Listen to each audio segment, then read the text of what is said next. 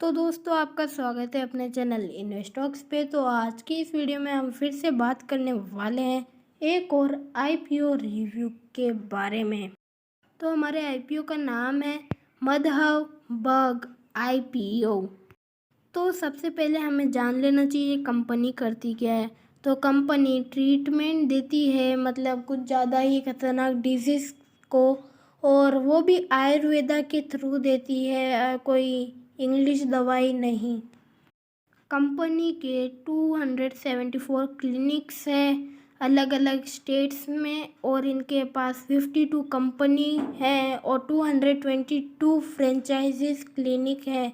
और इनका जो ये है, ये ऑनलाइन में भी ट्रीटमेंट देते हैं एक पोर्टल में, मधवबग वेलनेस, और ये एक ऐप में है जिसका नाम है MIB+ ऐप।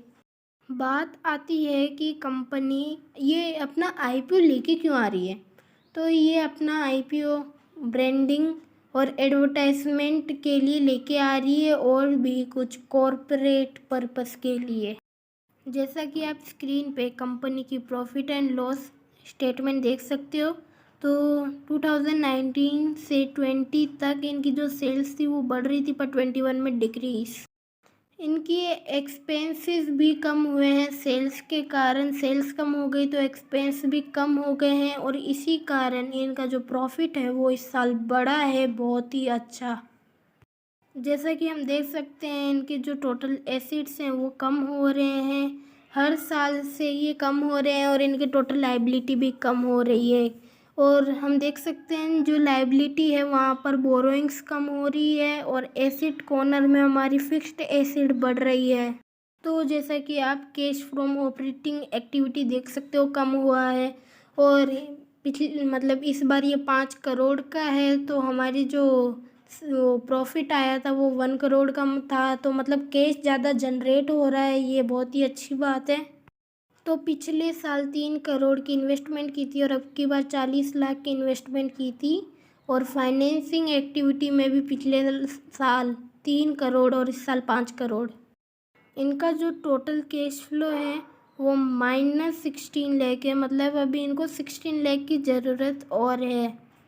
तो जैसा कि आप जानते हो इसकी ओपनिंग डेट है 10 फरवरी और क्लोजिंग डेट है 15 फेब, और इसकी जो फेस वैल्यू है वो 10 रुपीज़ है, और आईपीओ में इसकी प्राइस 73 रुपीज़ हो सकती है, और 1600 शेयर मिलेंगे, और लिस्टिंग NSE पे हो रही।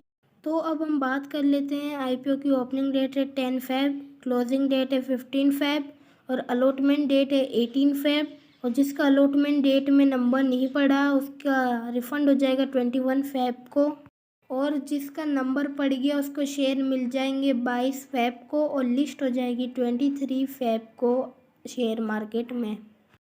तो मिनिमम और मैक्सिमम आप सिर्फ एक लॉट खरीद सकते हो जिसके अंदर 1600 शेयर होंगे, जो 1,16,800 रुपीज़ का हो जाएगा। बात अब आती है कि आपको कंपनी में अपना मनी लगाना है या फिर नहीं लगाना।